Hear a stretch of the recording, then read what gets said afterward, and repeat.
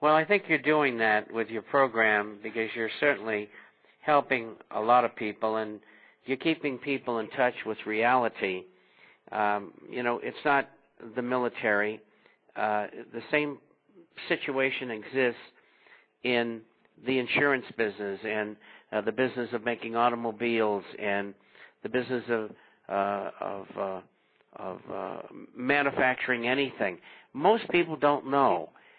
They usually don't have time to step outside the box and take a look. They're too busy trying to make enough money to make it comfortable for their family so their children and grandchildren can do the things that are worthwhile in life. And they expect government is going to be okay. And unfortunately, government isn't okay and never has been. And this government is no better, no worse than almost all in the history of mankind. I mean, you go back and read the writings of Cicero, who was a very famous Roman senator, probably the greatest orator of all time. I took 4 years of Latin, so I know about that stuff. And it was no different then than it is now. And he picked the wrong side, and they dispatched him eventually. And so nowadays they don't dispatch you usually. You retire and you're out of power. But in those days they killed everybody and the families as well. But anyway, it's nothing new, so get used to it. I understand. By the way, I got an IM here from Sochi, Russia, from Sokolova. I hope I pronounced that right. Sokolova.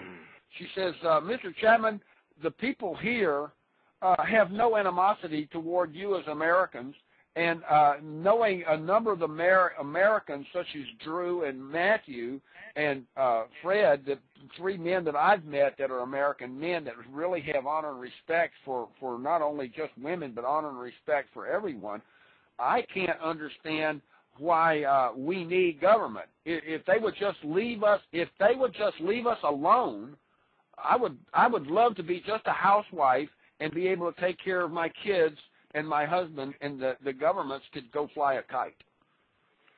Well, I agree with you. And, Drew, in the issue that I sent you yesterday, there is a piece, a letter to the editor under the U.S. section at the end from a fellow subscriber. And this man is an investigator. And he gives some chapter and verse of the rumors, and he says they're rumors, but let me tell you something, this guy really knows what he's talking about. And it's all about the visit of Netanyahu to see Mr. Putin last week. And Putin almost physically threw him out of his office. And he told him to get the hell out of the country and stay out. And you've got to send that issue to those people in Russia so they can look at it and read it and laugh. Because it's true, believe me. Because this guy comes up with some great stuff.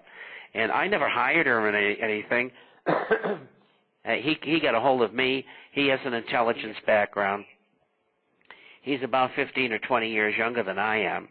And so he still has some very, very good contacts throughout the world, and particularly in Washington. And he comes up with some great stuff. And so do send a copy of that to them. Zoka, I'll send that out to you, girl. Just stand by. I'll send it over to Larissa, and she'll have it for you. You can pick it up over at the studio, I promise you. And kudos to you for the question. And anybody else out there that wants to send an IM, you can send an IM through my Skype messenger. That's drewmalone.raines, R-A-I-N-E-S, the lowercase I 3 times. Look me up. Just call up your Skype, just like she did, and you can find me, and I'll be in Shreveport, Louisiana, USA. So it's not hard. I mean, if a Russian girl can pick it up and find it, and Zokolova, I really appreciate it, and I appreciate the comments that you had to make, and we'll get you a copy of yesterday's International Forecaster. I have one here from Sablejack. She says that Mr. Chapman, Mr. Como is subpoenaing 5 Bank of America directors here in New York. Mr. Como is our Attorney General, Andrew Como, and he subpoenaed these 5 former Bank of America directors to learn what they know about or knew about Merrill Lynch and Company prior to the company's mergers. Do you have any tidbits of this $5.5 billion that were paid out to these Bank of America's employees? Well, it was a sweetheart deal, and it's common between Wall Street, the SEC, and the government. Everybody's stealing everything they can get their hands on. The SEC was the one, I'm sure, upon instructions from Washington, made a sweetheart deal for these guys. And then when they gave them a fine, it was $33 million or something. And let me tell you something. For a bank or a brokerage house, $33 million is chump change. There was a slap on the wrist.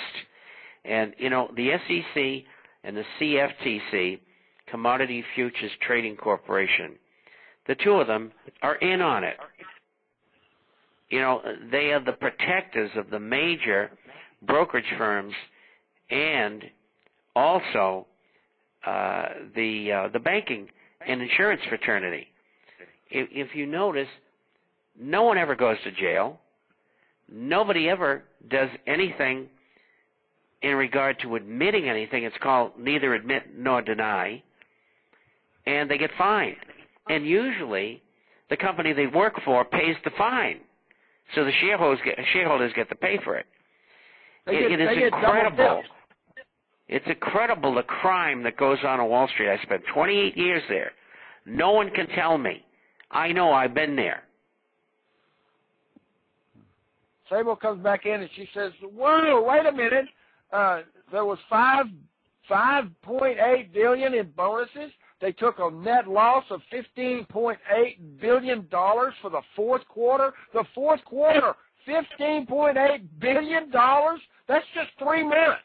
And then these guys got $5.8 billion in bonuses. That's over $21 billion, and they were only fined. What did you say? $132 million. No, 33. The problem I have, Mr. Chapman, is that this whole thing was pressured and pushed by the Federal Reserve Chairman, Ben Bernanke, and now the United States Treasury Secretary, Henry Paulson, who also pressured this to go forth. Is anybody going to investigate this? Is anybody going to get real justice? $22 billion to the taxpayers? That's fraud. Well, as soon as they take our nation into revolution, we'll be able to sort them out.